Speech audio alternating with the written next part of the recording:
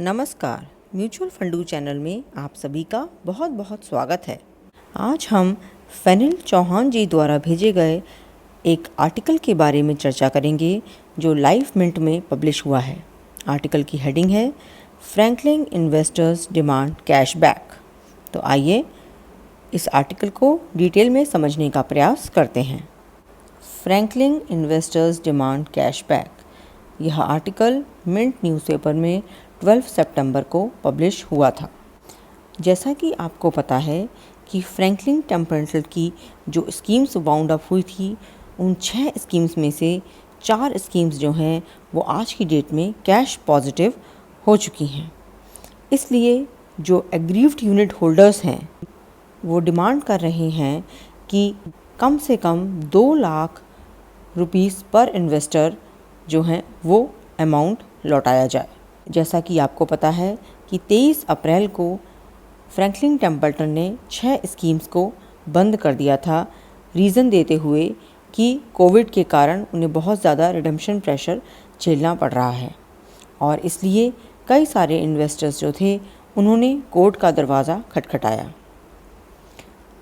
तो 23 अप्रैल से लेकर और अभी तक जो 6 स्कीम्स हैं उनमें अराउंड 6,486 करोड़ रुपीस उनको मिल चुके हैं बाय इंटरेस्ट और by maturity of bonds. Investors ने फ्राइडे को 11 सितंबर को इन्वेस्टर्स ने एक intervening application Karnataka high court के समक्ष दाखिल करी है, जिसमें उन्होंने गुजारिश करी है कि जो असेट मैनेजमेंट कंपनी है यानी कि फ्रैंकलिन टेम्पल्टन, उन्हें डायरेक्ट किया जाए कि वो पैसा वापस करे उन स्कीम्स में जो कैश पॉजिटिव हो चुकी हैं।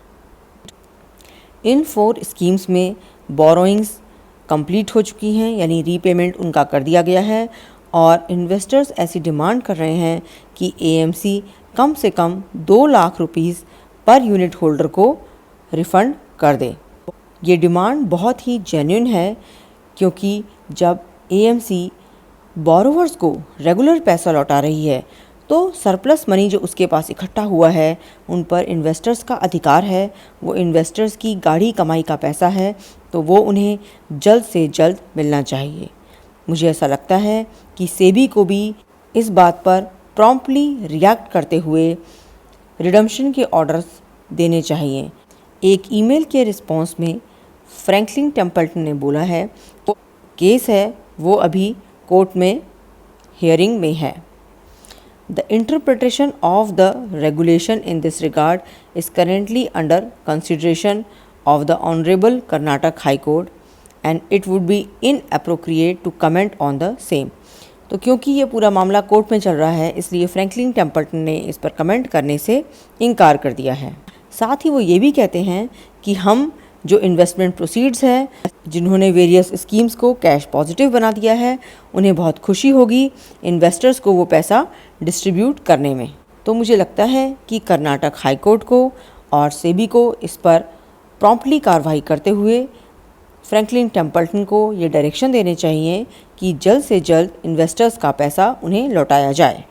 जैसा कि आपको पता है कि 31 अगस्त को फ्रैंकलिन इंडिया लो ड्यूरेशन फ़ंड और Franklin India credit risk fund जो हैं वो भी कैश पॉजिटिव हो चुके हैं। जो पहले से ही कैश पॉजिटिव फ़ंड थे, Franklin ultra short term bond fund, उसमें 31% का कैश पॉजिटिव है और डायनेमिक अक्रूवल फंड जो है उसमें 14% का कैश पॉजिटिव है। मैं अपने पिछले वीडियो में ऑलरेडी कवर कर चुकी हूँ कि 1 अगस्त से लेकर 31 अगस्त के बीच में जो 6 स्कीम्स हैं उसमें करीब 2,200 करोड़ रुपीस आए हैं और ये मेजरली वेदांता से आए हैं, जिसने 1,050 करोड़ का इंटरेस्ट पे किया है। कुछ कंपनीज़ को छोड़ के, जैसे फ्यूचर ग्रुप है, एसएल और रिलायंस ग्रुप, इनको छोड़ के बाकी जितने भी इन्वेस्टमेंट फ्रैंकलिन टेम्पल्टन ने अपने पोर्टफोलियो में किए हैं उनमें रेगुलर इन्फ्लोज आ रहे हैं। वो सभी कंपनीज़ अपने इंटरेस्ट और प्रिंसिपल लगातार पे कर रही हैं और इसलिए जो स्कीम्स हैं वो बेटर परफॉर्म कर रही हैं। जो पेटिशनर्स ने कर्नाटक हाई कोर्ट में नई एप्लीकेशन सबमिट करी है उसमें उन्होंने सेबी के सर्कुलर जो मई 2016 में रिलीज़ किया गया था उसको कोट किया है, उसका हवाला दिया है। इस सर्कुलर में सेबी ने कहा था कि एएमसी जो है वो रिडम्पशन प्रेशर के कारण 10 दिन के लिए रिडम्पशंस को रोक सकती है, पर इस पीरियड के दौरान भी उन्हें उन यूनिट होल्डर्स का पैसा नहीं रोक सकती जो लोग 2 लाख रुपीस तक रिडम्पशन कराना चाहते हैं।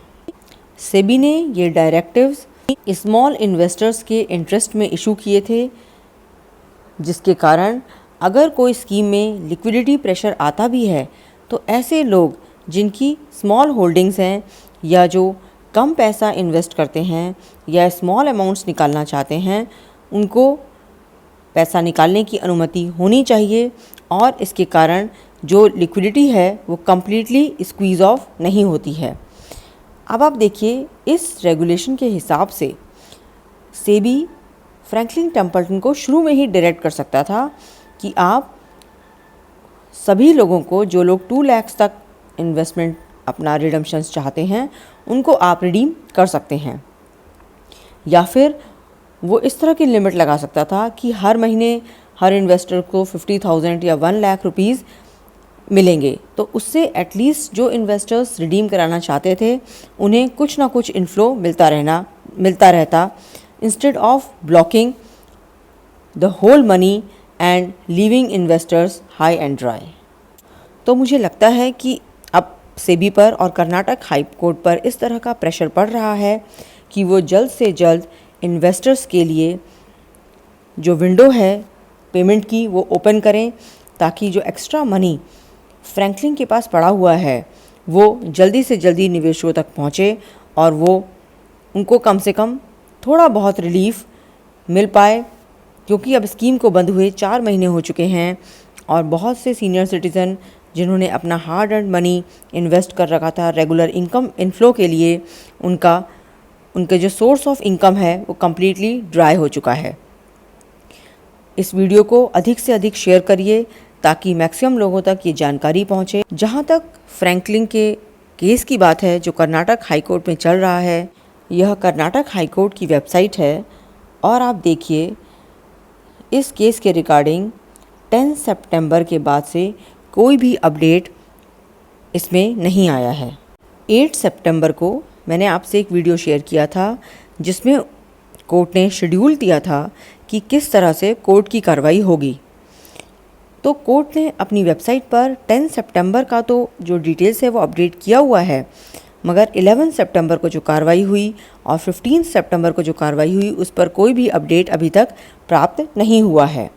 जैसे ही मुझे इन पर कोई अपडेट मिलेगा मैं अवश्य आपके साथ शेयर करूंगी। अगर आपको कोई जानकारी मिलती है तो आप कमेंट बॉक्स में लिखिए, मैं उस पर वीडियो कवर करूंगी ताकि सभी व्यूअर्स जो हैं वो अपडेटेड रहें। अब मैं वीडियो को यहीं विराम देती हूँ। आपके बहुमूल्य समय के लिए आपका बहुत बहुत धन्यवाद। Thank you.